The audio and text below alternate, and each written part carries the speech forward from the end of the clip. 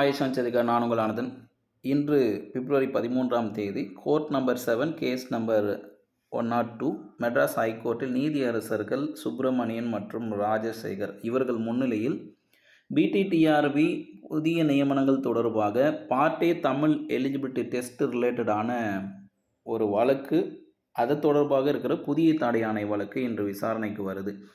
4/2/2025ஆம் ஆண்டு இந்த தடையாணை வழங்கப்பட்டிருக்கும் பொழுது இன்றைய நாளில் பிப்ரவரி 13ஆம் தேதி respondent 1 and 2 the secretary of the government of Tamil Nadu department of human resource management மனிதவள மேலாண்மை துறையோட செயலர் தான் இதுக்கு ரெஸ்பாண்ட் பண்ணணும்.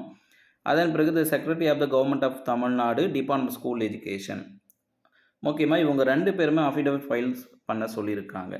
இதில் குறிப்பாக சொல்லப்போனால் மெயினாக அஃபிடவிட் யார்கிட்ட எதிர்பார்க்குறாங்கன்னா ஃபஸ்ட்டு ரெஸ்பாண்டன்ட் தான், மனிதவள மேலாண்மை துறையின இருக்கிற செயலர்.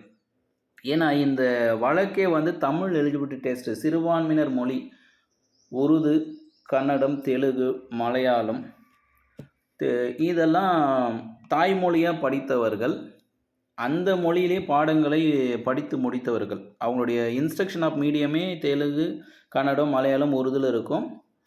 ஆனால் அவங்க செகண்ட் லாங்குவேஜாவோ தமிழ் ஏதோ பேசுகிறதா இருப்பாங்க.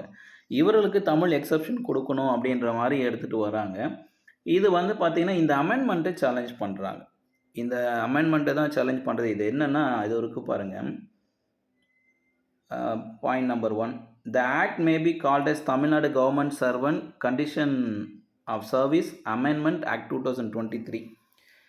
இந்த அமெண்ட்மெண்ட் 2023ன்றது என்ன பண்ணியிருக்காங்க அப்படின்னா, ஏற்கனவே இருக்கிற government servant act page number இந்த point number 2 Tamil Nadu government servant condition of service act 2016 அதன் பிறகு இதை இன்சர்ட் பண்ணியிருக்காங்க. இதில் ஒரு முக்கியமான விஷயம் பார்க்கக்கூடியது என்னென்னா, டெலீட் பண்ணலை. ஏற்கனவே இருக்கிற செக்ஷன் 21 டெலீட் பண்ணாமல் இதை இன்சர்ட் பண்ணியிருக்காங்க. இந்த அடிப்படையில் கூட வழக்கு ஸ்டார்ட் பண்ணியிருக்கலாம். பாயிண்ட் நம்பர் 2 நல்லா படித்து பாருங்கள். After the section 21 of the Tamil Nadu government servant condition act 2016 year and after the called principal act, இது பிரின்சிபல் ஆக்ட்னு சொல்ல போகிறோம், முதன்மை சட்டம்னு. The following section shall be inserted namely. இப்போ ஏற்கனவே 21ன்னு ஒன்று இருக்குது, அந்த 21க்கு பிறகு இதை இன்சர்ட் பண்ணுறாங்க. அந்த 21A தான் compulsory Tamil language paper for recruitment அப்படின்னு எடுத்துகிட்டு வராங்க. இதில் முக்கியமான விஷயம் என்ன பார்த்தீங்கன்னா, தேர்வு எழுதுவதற்கு அனுமதிப்பார்கள். இது ஏற்கனவே இந்த ரூல்ஸில் கொடுத்துருக்காங்க. எக்ஸாம் எழுதுறதுக்கு அனுமதிக்கலாம், shall be apply to the post. இது டிஆர்பி நோட்டிஃபிகேஷனில் இருக்கும்.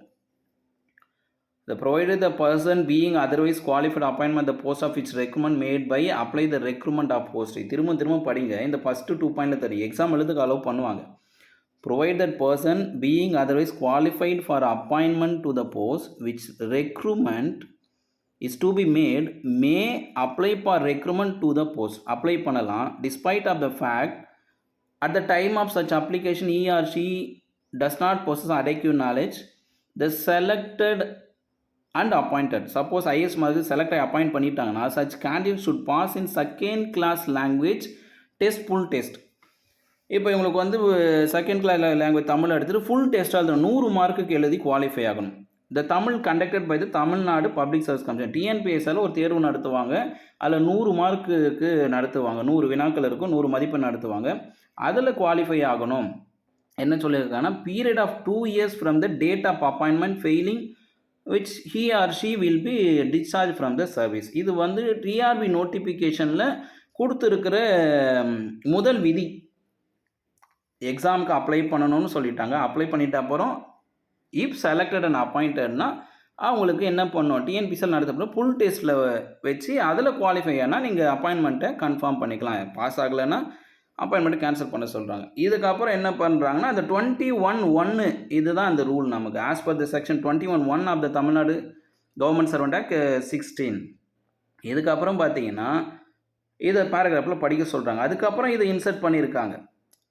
The Tamil Nadu Government Gazette number 20 part 4 section 1 13/1/2023 the section 21A Tamil Nadu Government Servant Act இது சட்டசபையில் வச்சு அரசின் கொள்கை முடிவுன்னு எடுத்துகிட்டு வந்தாங்க. இதில் நம்ம முக்கியமாக பார்க்கக்கூடியது என்ன அப்படின்னா, இந்த 21 வந்து டெலீட் பண்ணலை. 21 டெலீட் பண்ணாமல் 21ஏன்னு இன்சர்ட் பண்ணியிருக்காங்க. அப்போ 21 வந்து லைவில் இருக்கிற மாதிரி தான் கேஸ் மூவ் ஆகுது. 21 வந்து லைவில் இருக்குது. இதுதான் எனக்கு புரிந்தது. இந்த வழக்கோட விசாரணையில் இப்போ minister of finance and human resource development இந்த மேனேஜ்மெண்ட் பார்த்தீங்கன்னா, இவர் டாக்டர் பழனிவேல் தியாகராஜன் அவர்கள் தான் சட்டசபையில் இதை அறிவிச்சிருந்தார். இந்த மாதிரி தமிழ் எலிஜிபிள் டெஸ்ட்டு பாஸ் ஆனால் மட்டும்தான் டைரக்ட் ரெக்ரூட்மெண்ட்டில் நாங்கள் பணி நியமனம் கொடுக்க முடியும் அப்படின்னு சொல்லிட்டு கொடுத்துருக்காரு. இந்த அமெண்ட்மெண்ட்டை தான் சேலஞ்ச் பண்ணுறாங்க. அதாவது இந்த புதிய சட்ட திருத்தத்தை சேலஞ்ச் பண்ணுறாங்க. இந்த வழக்கு 102வது வழக்காக கோர்ட் நம்பர் 7 சுப்பிரமணியன் என்ற ராஜசேகர் நீதியரசர் முன்னாடி வருது. இப்போ ரெஸ்பாண்டன்ட் 1 என்ன பதில் சொல்கிறாருன்னு பார்க்கலாம். டிஆர்பியோட நோட்டிஃபிகேஷனில் பாயிண்ட் நம்பர் 1, பாயிண்ட் நம்பர் 2 யாருனாலும் தெளிவாக படித்து பாருங்கள். பாயிண்ட் நம்பர் 1ல் கிளியராக இருக்குது. எக்ஸாம் எழுதுறதுக்கு அலோவ் பண்ணலாம். அவங்க செலக்ட் ஆகிட்டு அப்பாயிண்ட் ஆகிட்டாங்கன்னா அவங்களுக்கு ஃபுல் டெஸ்ட்டு எழுத வச்சு அதில் குவாலிஃபை ஆனால் அப்பாயின்மெண்ட் பண்ணிக்குன்னு சொல்லியிருக்காங்க. இப்போ அடுத்து வந்து கம்பல்சரி தமிழ் எலிஜிபிள் டெஸ்ட் இந்த மாதிரி நடந்திருக்குன்னு சொல்லியிருக்காங்க. அப்போ 2 விதியும் தான் வந்து நோட்டிஃபிகேஷன் கொடுத்துருக்காங்க. அப்போ 21 லைவில் இருக்குது. 21A வந்து இன்சர்ட் பண்ணியிருக்காங்க. ஸோ இந்த தார்மீக அடிப்படையில், இந்த உரிமையின் அடிப்படையில் தான் எனக்கு 2016 ஆக்ட் படி எங்களுக்கு டைம் கொடுங்கன்னு கேட்குறாங்க. ஸோ தீர்ப்பை பொறுத்து தடையாணை நீக்கப்படும், தீர்ப்பை பொறுத்து அவர்களுக்கு பணி வாய்ப்பு வழங்கப்படும். மீண்டும் இது போன்ற ஒரு செய்தியோடு சந்திக்கிறேன். வழக்கு விசாரணை பார்த்த பிறகு தீர்ப்பை பார்க்கலாம். ஏற்கனவே நிறைய வழக்குகள் தள்ளுபடி ஆகியிருக்கு. இது அரசின் கொள்கை முடிவு, இதில் வந்து நீதிமன்றம் தலையிட முடியாதுன்னு ஏற்கனவே நிறைய வழக்குகள் தள்ளுபடி ஆகிருக்கு. ஆனால் இந்த வழக்கில் என்ன நடக்குதுன்னு பார்க்கலாம். இது ஆயிஷாவின் அச்சம் தவிர.